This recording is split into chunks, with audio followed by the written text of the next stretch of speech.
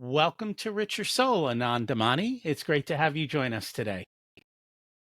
Thank you for inviting me, and it's my pleasure to be able to chat with you and understand the concept of money, profits, business, and how does it all get intervened into a human being's life. You know, it's funny you're asking that question, but so few people actually ask themselves, how did that happen? And that's why we have our first question, which is, what was it like when you were growing up, and how much did your family and school teach you about money? I grew up in a small town in southern India. It's a small town by name Shivakashi. It's a small industrial town where the supply of match sticks and firecrackers to the whole of India is done from. So that's a industrious town where every member of the family is involved in some small manual activity. The whole process of making a matchbox was labor intensive, and the safety match that was the driving pin of all the economic activity around me, and I could see economics all around me right from a young age. And That's quite money interesting. was So, not something very openly discussed in either school or at home, but I could see the impact of money all around. was it because I know, India being India, was money abundant in your home, or was it more of a struggle, or was it just kind of life just was? It was not abundant there right away. It was not scarce either. We were thought of learn to live within your means. We were a family where savings was regarded as a good trait to have, and the concept of pocket money was there in some families who were connected and who were a little bit affordable. So I was among those families. We had on and off pocket money used to start, and then it used to stop, and then we used to get money when our relatives used to come to visit us. They used to give us a parting gift, a note. 100 rupee note was a very big thing in those days, and that's how we started our first interactions with money. It's something which you should give others, and which elders give to the younger people, and the young people have to learn to save it. And it's funny, yeah, because culturally, money does kind of change hands family wise in India. You get kirchi, right? And you also have to show um, respect to the elders, and then they give you, a little bit of money. And Yeah. I remember that as a kid, always getting 100 rupee notes, which back then, I mean, as a kid, you go back, I was there in the early 70s. That was about 12, $15, which Yeah. back then was worth a lot compared to today's Yes, inflation. yes, it was. You could go far on that because, yeah, you could actually go really far on that in Yeah, buying yeah, things and enjoying things. But again, the parents made sure that you learned the principles of how to save it and how to yeah. be able to do that. The other thing that I've noticed in India that I think is lost here in America is in India, there's an economy for every scale of society. And what I mean by that is for people who don't have as much in India, they still enjoy life and have access to going out to eat something, but they're not expecting to go out to eat to the same place that somebody who is extremely wealthy. And yet there's a culture and a system so that wherever you are, you can still enjoy the things of life at your level, so to speak, whatever financial level it is. Whereas here in America, it seems that everything's at the same level for the most part. I mean, granted, you can go to fast food or a fancy sit down, but there isn't a fast food for somebody who is struggling. Whereas in India, there's the equivalent of fast food for whatever your economic level is. So that's a very interesting observation that you've made, and you've looked at things very closely. See, the European culture, when it came to the US, it was having those layers of societies. But Americans revolted against that basic culture that came from Europe. If you go to the mansions of the haves in the Americas, which are there close to New York, you have that place where there are a lot of ancient mansions. So there you can see the different parts of the building. One where there is an executive crafted, uh, custom made things, and then there is the bedrooms in the upper floors where standardization came in, and everybody was given that comforts. So the fast food, the roads, the automobile, the cooking, not cooking in home, not having butlers, and on the go uh, packaged food, that started in the US, and that made mass production feasible, and everybody was able to afford that. So that transformation was very, very interesting in the US also. It is, and I think it has, in some senses, it's created it's created a place where people who don't have as much, or even if they have, feel compelled to spend like they have a lot more. And Yeah. and that creates a whole bunch of struggle, and social media doesn't help that at all. Oh, no way. That becomes a big pressure tactics. It forces you to the consumerism mindset, and then you have to start using things today for which you will pay later. The mortgage industry, the credit industry, the consumerism was the driving factor of the whole economy as such. It was, and we are a very consumer driven society, but at the same Yeah. point, Yeah. you all have a choice. You can step out Yes. and you can say no, and you can live a very good life without being part of that, if you choose to. And I think that's the part I don't know that people truly understand, is that you can have a very good life without getting sucked up into everything. Exactly. And that is where I think the new generation, where we call of purpose of life or meaning of life, or what is it that I want, those people are starting to think of minimalism as an alternative, as a better way of living. The size is minuscule as of today, but we can see that growing.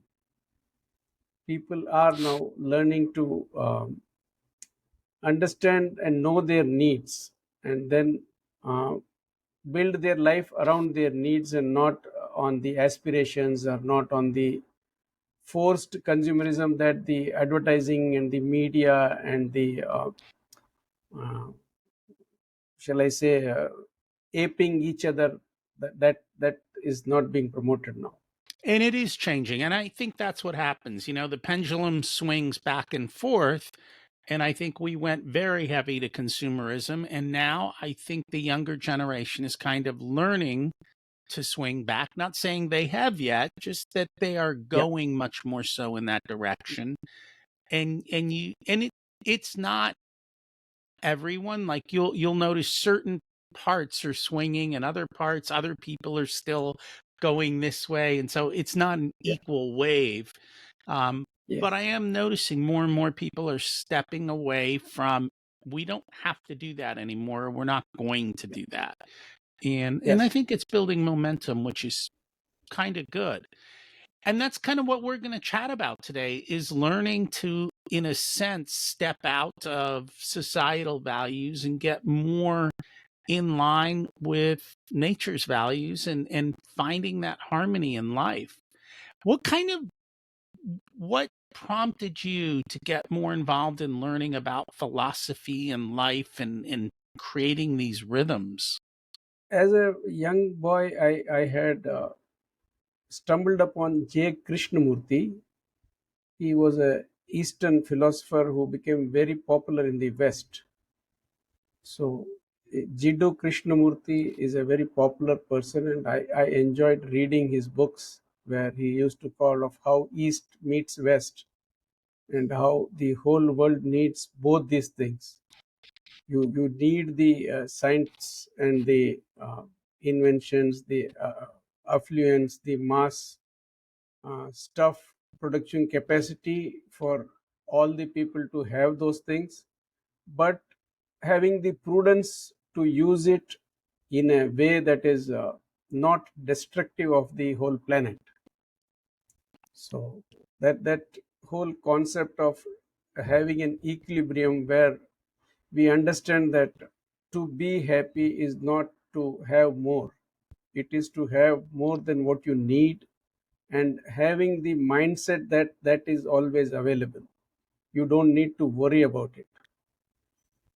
So on a very thread, on a Twitter thread where I'll share those links with you later, where I try to explain that a human being is a union of an unknown self, unknown atma, or unknown some element that science has not been able to identify and fix and understand, and then this human body where all the requirements, all the needs, all the basic things that make it work are quantified and required only on a timely basis. So when we talk of water, when we talk of food, we can consume only a fixed quantity and only when the body requires that. You can't have more of it. Having more of it will create problems.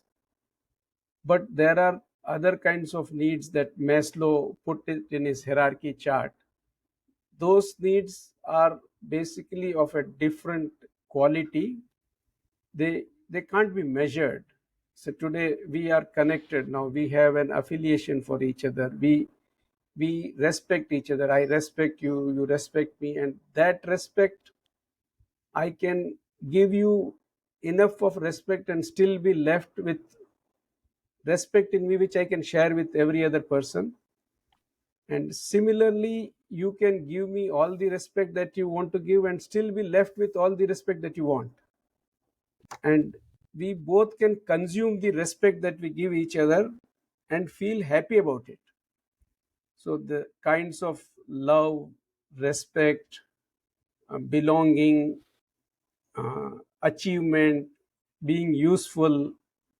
So by having spent one hour between us, if we both feel satisfied, okay, we did a good job, we tried to make sure the other person felt good, and we have created something that will make a few other listeners feel good. That sense of achievement is what that keeps us driving.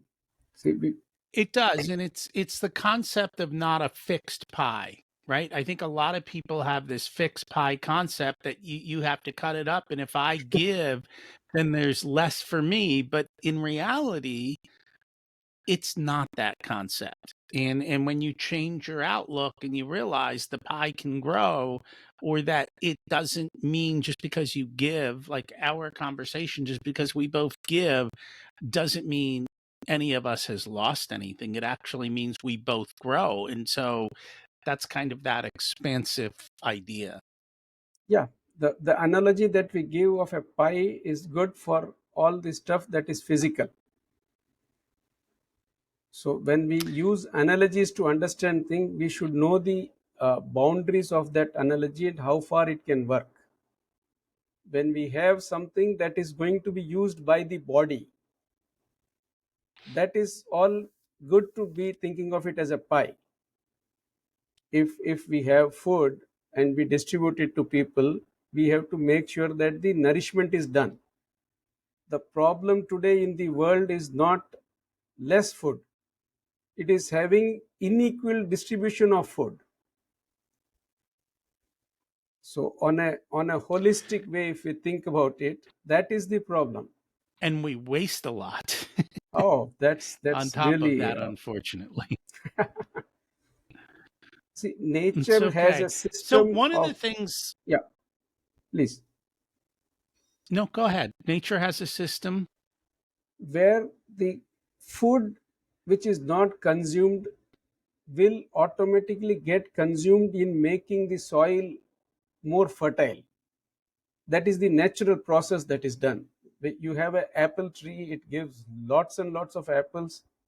Those apples that are not consumed, they are made to make the land more fertile so that in the next season you have more apples. So nature works in a very seamless, methodical, beautiful design. Uh, we have understood parts of it, and those parts are driving our actions. If we understand the whole of it, then maybe our actions will change. And it's funny because I've heard stories about eating, and this is the problem I think with our food system. The apple tree and the apple are designed to be eaten when they are ripe, because when they are ripe, the seeds in the apple are ready to be planted. So even if a deer comes and eats the apple, okay, the seeds don't get digested. The seeds pass through the deer, right? And then he deposits the seeds somewhere, and with fertile, you know, material that allows that apple tree now to be carried off and grow somewhere else. And that's happening all over the place, and that is a natural system. And I think the natural systems are truly in order. The problem is man has become confused. Man is out of sync with natural rhythms and natural life, and I think this is where the problems occur. You're absolutely right. The problems is the incomplete picture. What a human being is doing is based on the information that he has gathered so far. So if we add more information to that, say Newton thought, why does the apple come down?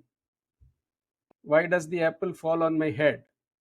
So instead of that, if he had thought, why did the apple go up the tree? Why was not the apple there in the shrub? So he would have given more thoughts, and maybe he might have discovered the principle of coexistence of everything on the planet. And it's funny how it all comes together. It all works except when we interfere with it, which is part of the problem. The other thing is, I think we've been distracted, right? Everyone is, we've been distracted from the roots. You know, if you go back to the way people used to be, they could look at the sky and know what the weather was going to be, right? Or they could see how nature, and they were in tune with it. But I think today we're so busy, and we're not living in nature, so we've lost touch with how all these things kind of flow together. That could be a good way of looking at it.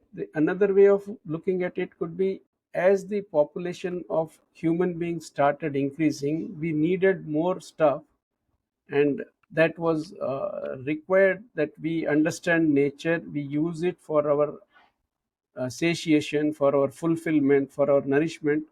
But we had to do that in a way that we were nourishing the planet, nourishing the other species, making sure that they were also getting nourished. And being a cultural organism, see, as you see the evolution happening from the greater apes to the human being, and from the reptiles to the greater apes, everything, the complexity was increasing. So for a complex system like a human being to be in order, he needs to understand. So wherever, whatever understanding is there, that is all helping him. What we need to do is improve the understanding in parts that are missed.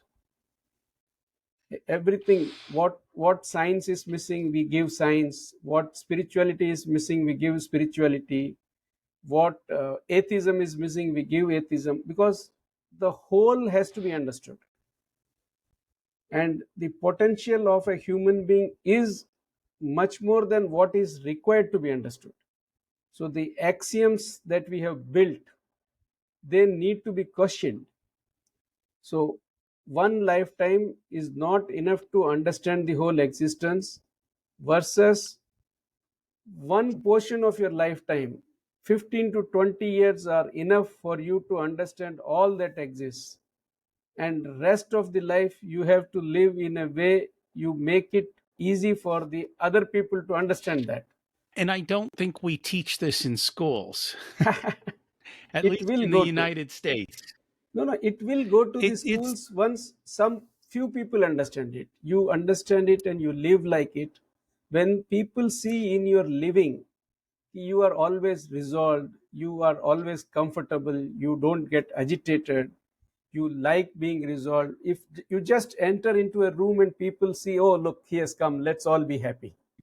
So once that happens, slowly this will go into education, and the time has come because the earth needs that education. Unless we improve, the planet is in a very precarious position. So the need is there, so it will happen, and it can happen very smoothly thanks to internet, thanks to this way of disseminating information. Now nobody has control. Every human being who understands something can share it, and if someone likes it, he will reshare it, and it can go on. There is no New York Times which will control, no White House can control the dissemination of this information, which is good for everyone. how do we live a resolved life? Okay, so whenever, well, human beings have the capability, it's their feature, to think of two diametrically opposite things and believe both of them to be true. That is not a bug, it is a feature. This feature helps us build tradition and culture. So these cultures help us live in an organized way. Otherwise, we would be going around random. So any society that is living today is in order because of some traditions that people follow. The double think that is there, the dissonance that is there, that every human being has to sit and analyze. Okay, what is my double think? What is my dissonance? Do I, say for example, I know that I am going to die one day. So why not be prepared that I have done all that I need to do before I die? And yet, at least in Western culture, you know, everyone is afraid of death, or when they approach death, they have a whole life of regrets of things they could have, would have, Exactly. should have done, and they haven't dealt with it. And actually, I was on a call not long ago, and that was the question. Like, is there something, like, if you died tomorrow, is there something you're missing in your life? And I'm like, no. I mean, I surely want to live and experience other things, but there's no regrets. There's no missing. Now, that was not always the way. I had to figure out what those things were. And in some senses, the universe provided, even though I might not have liked it at the time. Looking back, I'm like, oh, now that makes sense. That allowed me to do this and that. And it was actually for my best interest. But I think sometimes we fight that too, but we don't even realize we're fighting it. Or maybe we're just ignoring it. Maybe that's the issue. I'd love to get your insights. Yeah. So the problem is, our body is there to work and toil. Our internal self is there to be in equilibrium and peace. So when we have double thoughts or double think, for a few moments we think this to be true and do it things that way, and then for a little more time we do the opposite things and we hope that is correct. So those two things keep confusing us, and that is what is the internal strife, and that is tiring, and that is much more tiring than the physical work. So once we understand that, okay, if my thoughts are running in two different directions and my thoughts are unlimited, they have unlimited energy, I am not going to be tired of thinking because I don't have to do anything to think. Thinking comes naturally. No child needs to be taught to think. It needs to be taught what to think. It needs to be taught how to make sure that thinking doesn't leave you deluded. So, not being And deluded is what we need to learn. I think too often the systems we're taught is not how to think, but what to think. And those are two different ways of learning. Some people are Yep. taught critical thinking or how to think versus what to think. And then you have the ability to test, to discern, and to try and to experiment in doing that. But that's a different cultural value, which is kind of where we started. I think more and more we're going back to that little by little. Unfortunately, it takes probably, if I don't know how quickly we can do that. A person can do that in a lifetime. I don't know that society can do that in a lifetime. What the society will do is the collection of what individuals will do. So, if individuals start looking at things in a holistic way, more and more people start looking things that way, that tradition, that culture is just round the corner. It's very easy to get to that place. Anything that we think that is tiring us, that is confusing us, we can immediately identify that. We put it under the rug, we shove it aside, we ignore it wantonly. That is what we are taught to do. And once we understand that that is not in our best interest, whenever we have a conflicting thought, we have Google, we have so much of information, we have so much of naturally known to us that this is making me feel good versus this is not making me feel good. So the words that we are using today are reflecting something in reality. When we say moral values or when we say you feel good inside, when you do philanthropy, when you help someone, what happens? What happens inside you that makes you feel good? So once we understand that those are real things, they are there in existence, they affect us, they are spread. When we see somebody happy, we get happy. When we see somebody sad, we feel sad. We may not be connected in any way with that, but that connection of happiness and sadness that spreads, those are real things. They may not be as physical as this earphone or the computer or the, but they are virtual things, but they are real. Is it And easy that's to an comprehend? interesting It's make, yeah, it's sorry. it's it it's very easy to comprehend, and yet at the same time I'm wondering how many of us actually take the time to think about it. In other words, you go to a movie, and a good movie has a ton of emotions in it, right? It takes you up and down, happy, sad, all these things. And the same happens in life, right? You can look at things and what's going on, and you can be happy and sad. But I don't know how many people take the moment to think, how am I affecting those around me, the universe around me? Am I bringing happiness? Am I bringing joy? Am I bringing sadness? Or am I bringing anger? Am I bringing envy? And what are the emotions that I'm creating in the universe? And also, along the same lines, how powerful are they? And how are they being absorbed by others? And how much of it is getting stuck? And I say that because, and I say this so many times, every time I read a psychology book, it's like, oh, that's a parenting book. The parents, you know, did things to the kids that stuck emotionally inside of them. And now that's stuck inside the kid and the kid hasn't let go of it. Now they're 50 years old still holding on to it. That's what really makes the formation of the human being that is going to become the childhood. And in the childhood, learning is very open. They just take in information, they don't filter out information. They have that belief that their parents are their well wishers. Whatever they are teaching them is good and correct and something that has to be followed.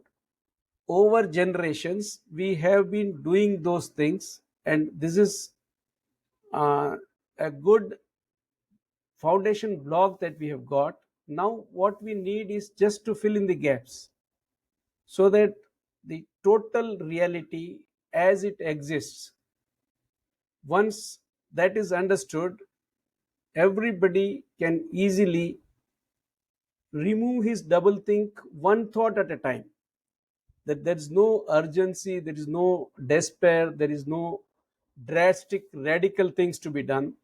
Anything that uh, disturbs me, anything that confuses me, anything that is uh, making me feel uncomfortable, I just need to rethink those things, collect enough information, find out the two diametrically opposite things that I am assuming to be true, and either find out the third one that is correct and both of them may be wrong.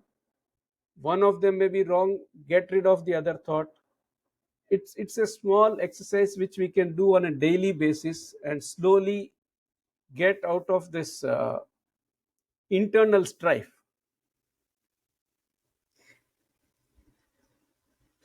So it's the constant thinking and discerning and challenging your own beliefs too and saying, is that true? And Absolutely. it's that simple question, is Yeah. that true? And I think that goes back to, I believe that's one of Byron Katie's 4 questions. One of them is that true? And I think when Yeah. we start challenging it, we will find more often than not that the story we've created is not real. It's a creation. And we Yes. need to let go of the creation Absolutely. and say, no, that's not true. I don't have to follow that or do that. Yep. So, speaking of that, one of the things that I've noticed here, and since you're from India, maybe you can speak to this, is the concept of yoga. Like in the United States, yoga has turned into exercise. It's left its true roots of what it was meant to be. Can you kind of give us a little bit of um, background on what yoga should be? Okay. So, yoga, as defined by the Patanjali Yoga Sutras, they are 192 aphorisms. The starting first verse of the aphorisms is Yogaschitta Vritti Nirodha. The purpose of yoga is to get rid of the delusions. So, to do that, you have to have a very healthy body. So, they start with the asanas, and then they take to pranayam, which is breathing steps, and then they take to the next steps of pratyahar. So, there are these 8 limbs, ending up with dhyana, dharana, samadhi. So, we can discuss that in detail, and it's easily available online. Physical fitness is a prerequisite. If you are ill, you can't contemplate and think on things because your body is in pain. So, having a healthy body is stage one. You are a union of the body and the experiencing self that is using this body to experience. So, without a healthy body, you can experience nothing. So, exercise is the first phase of it. And can we go deeper into the other phases? Yeah. Yoga, then pranayam, then pratyahar, So these are the terms. Basically, I'll try to explain those terms, what they are supposed to do. First, if your physical body is fit, then you can regulate your breathing. So the breathing force, the vital force that goes from the atmosphere into your body, and then you can see that even though you have taken your full deep breath, there is abundance of breath all around. So you can keep breathing as long as your body is fit, you will have enough to breathe. So you have that feeling of abundance, and then you learn to control your breathing, to hold it in and stay, to stop your breath and stay, to regulate them going from the left nostril to the right nostril and then from the right to the left. So you do all those exercises, they clean the whole flow of energies. So now your body is fit, you are able to regulate your breathing. Then you start focusing on your thinking. Whatever is not mine, should not yearn for that. Whatever is good, that I should do. Whatever is not an outcome of my effort, I should not desire for that. I should do things and then reap the benefits. So these are the thoughts, cleansing thoughts that we have. So they create the feeling of confidence in you that you are rich. You don't have to worry for anything. You have a healthy body, you have your breathing in control, you can do things, there is abundance in nature, you can work on those things and create value. And then you start focusing on your relations. See, you are not alone. If you are born, that means you created two human beings to become mother and father. So your birth made them parents. You became sibling to someone. So you are interconnected. So you establish those connections, you maintain your relationship with them, you keep their distance, you give them privacy as well as you give belonging. So you understand those whole things. And then once you've attained all these things, then you start focusing on what is all this existence about, why am I here, what is it I'm supposed to do. You get clarity on the whole of existence, you do the dharana, you focus on things, get to know the reality behind those things. So when you look at a pot, you are able to see how it was sand, how that sand was mixed with water made into clay, how it was baked, how it became a pot. So when you look at the pot, you are able to see its full journey, how once the pot breaks, the earthen vessel that we see, how it breaks and then it is going to become sand again. So you see the spectrum. That way you start seeing everything around you in the full spectrum. And then you see yourself also as as a spectrum. I was born as a baby, I grew up, I had these thoughts, I had these experiences. So now what is it that I'm going to give to society which will carry my legacy? So that's the whole story about the full Patanjali Yoga Sutras. And so for a lot of people, it's creating legacy. And we have a lot of business owners who also listen, and even people who are successful in other areas. It doesn't matter. It's about finding that right bit of harmony, so to Yeah. speak. Yep. And part of that, though, is we can, and this is where I think we've gotten out of sync, we can create systems and businesses and life where we can be profitable, but we also have a replenishing ecosystem. So we're not exploiting others. Like there can be this way of doing it that you can help others and help yourself. It's not, again, it goes back to the pie, right? Too often we think we're fighting over a small piece, where in reality we can make the pie as big as we want, right? The universe is ever expanding, right? Science has proved that. We don't have a fixed pie. Everything is abundant if you look at it that way. But too often we don't build our businesses or our life that way. I'd love to hear your thoughts of how we can do that. Oh, that's very, very, very interesting. So, the whole concept of business, as we understand, we have to look at it again holistically from how it started. See, when human beings settled down as a society, there was division of work. Till then, there was no deprivation, there was no ownership. As hunter gatherers, we used to look for food, have food, nourish ourselves, protect ourselves.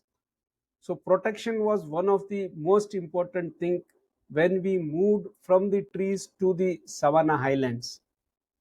There are enough research about how our arms took shape, how our thumb came opposite to our fingers, which helped us to grip stones. Stones was the only weapon that we had. The community bonding was the only weapon that we had. And in the savanna islands, we survived as a group, as a tribe, we survived. As you kept moving around, there was no division of work. They used to, as a group, work, feed themselves, and just enjoy. Once agriculture started, settlements were there were division of work. There was something which person A had more than he required, and there was something that he wanted to take from person B. And that is how trade started as barter. So if I had, say, extra wheat and I needed milk, for me the wheat was of less value and milk was of more value. So I gave wheat, I took back milk. So I always felt happy because what I have got is something that I needed. What I have given is what something I had surplus. So this is how basically exchanges started. And slowly it expanded, and then we started having some universal values to peg the value of all other things. It were some metal coins, some leather stamped rules, things like that started.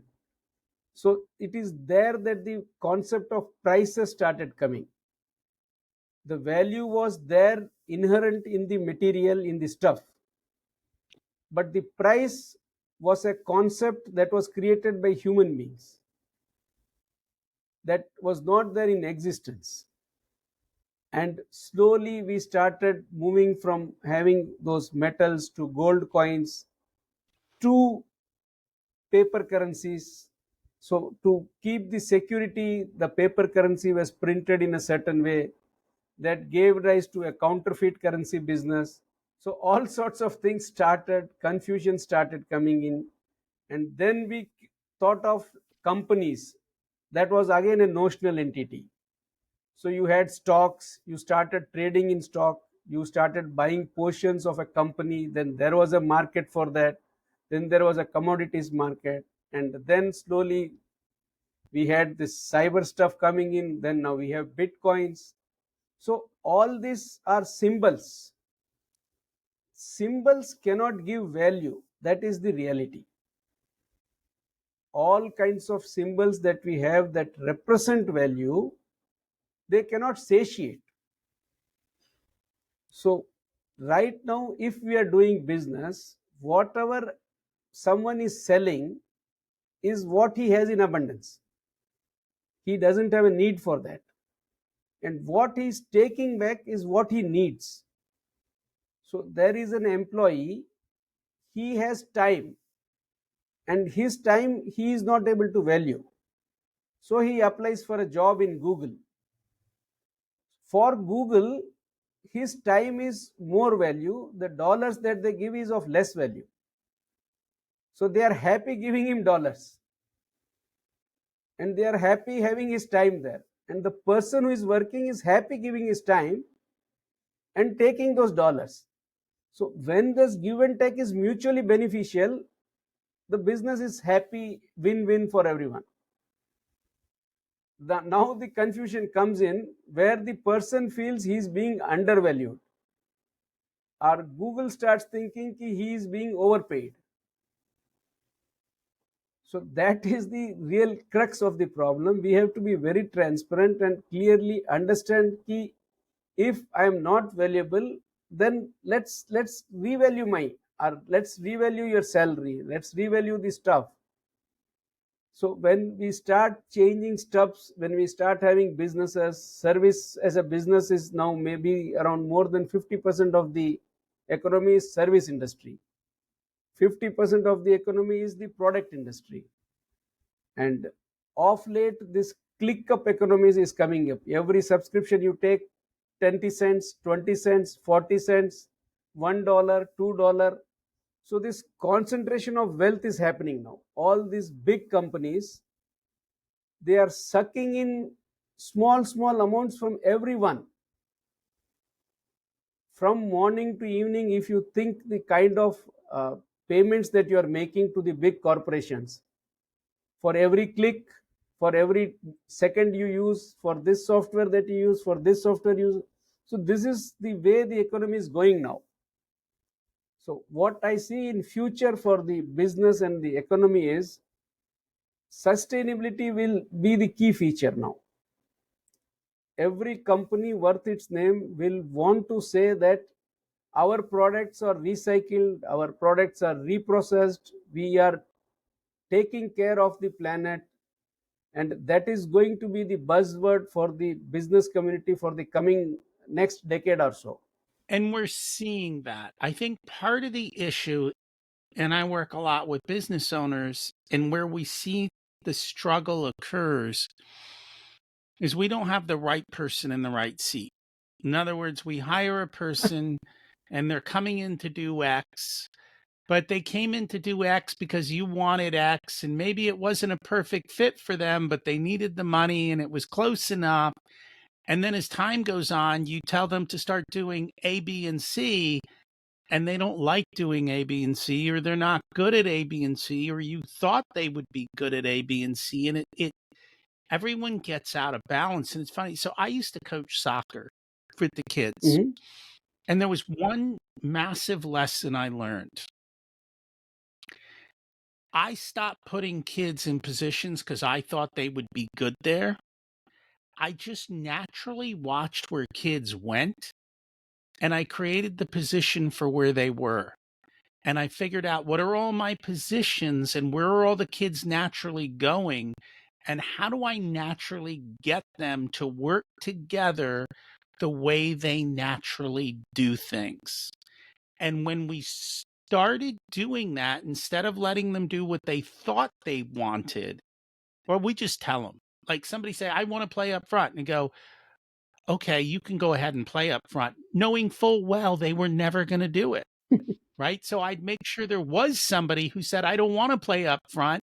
And I'd say, okay, you don't have to. But because of the way we saw how they naturally went, the person who said he wanted to play up front was at the back. And the person who wanted to play in the back ended up front. But when you can see that system come together and know how to weave it, it comes into harmony. And so, and you just teach them a handful of little things of what to do when X happens. And we literally had 5 or 6 things. If we can do these 5 or 6 things well, we put this together this way, and these kids went from hardly ever winning to always winning.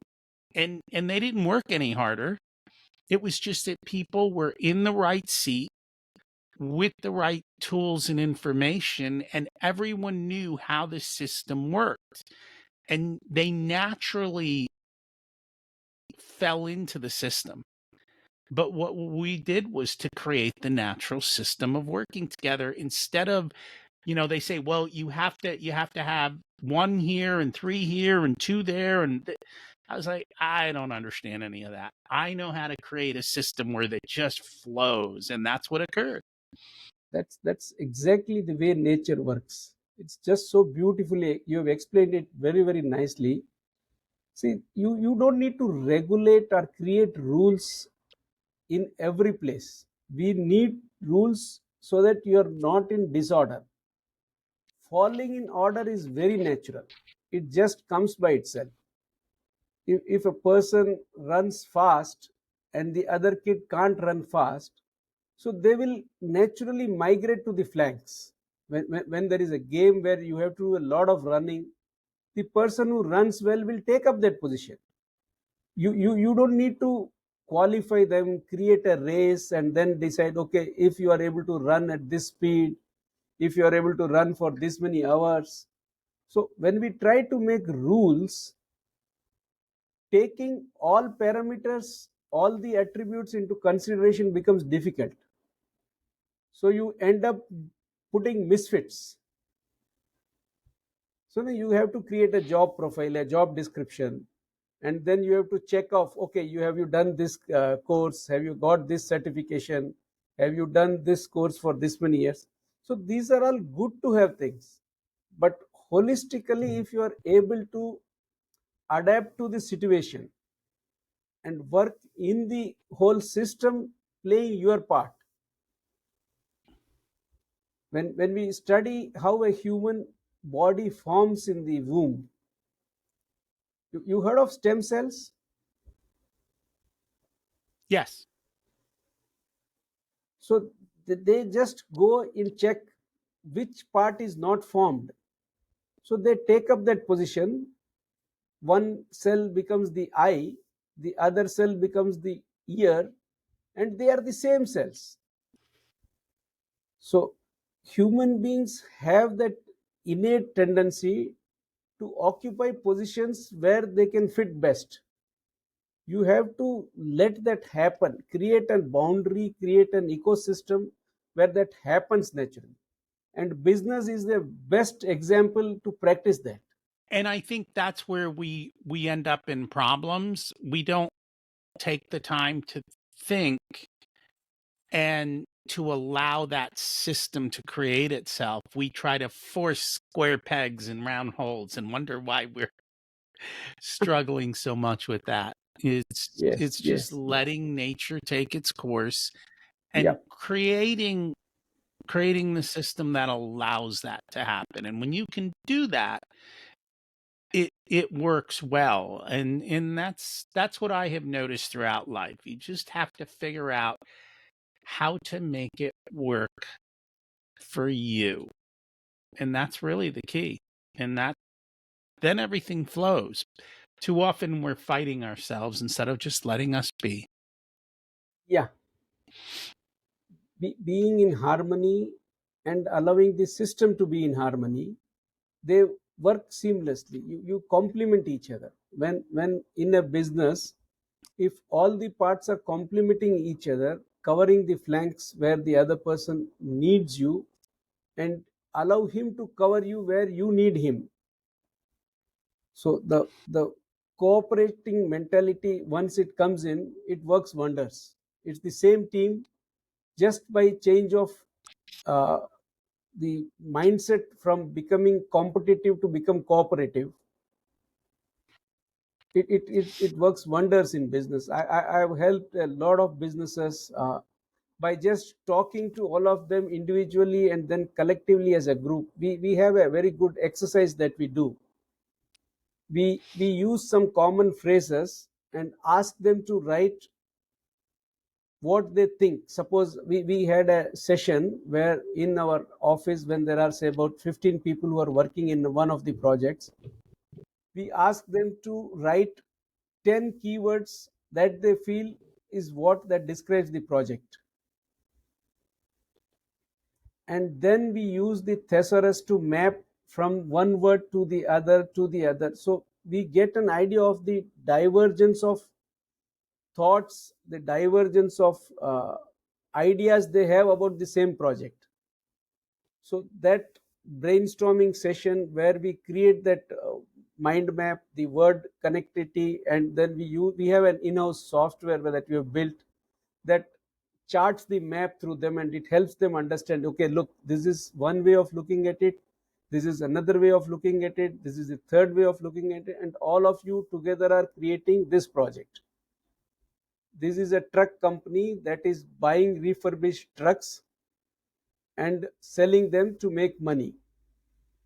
So how to value a old truck, how to find out what are the repairs to be done, find out what it will cost, and then how they will find a best customer so that you don't have a lot of inventory left. So once as a team they start planning, they come in with so many ideas, and it's just wonderful, and they enjoy working with each other. And again, it's about creating that ecosystem. That's Yeah. literally what it comes down to. Yes, yes, yes. That's very important. What's your secret to living an abundant life? I always understand that whatever my needs are, there is more in nature to fulfill my needs than whatever I'll need. That's an abundant mentality. What did you learn later in life that you wish you would have learned sooner? I learned to be grateful to everyone around me very late in life, accept people as they are very late in life. I was trying to change people, now I started to change myself. If you were to give an 18-year-old one specific piece of wisdom, what would it be? I would ask him to be more open. If people would like to learn more about you, your writings, and so forth, where can they find you? I am on Substack, I am on LinkedIn, and then I have my personal website also. Okay. And we'll put all those links in the show notes. Yeah, Thank you so much for joining us today. it was fun talking to you, Rocky. I really wish you great success with the podcast and the business profit venture that you're doing, where you help businesses become profitable. Thanks for checking out this unedited video of the Richer Soul podcast. You can find the full episode along with all the back episodes at richersoul.com. This podcast is brought to you by Profit Comes First, where we help business owners to have a more profitable and growing business so they can live the life of their dreams. Check that out as well wherever you listen to all this content.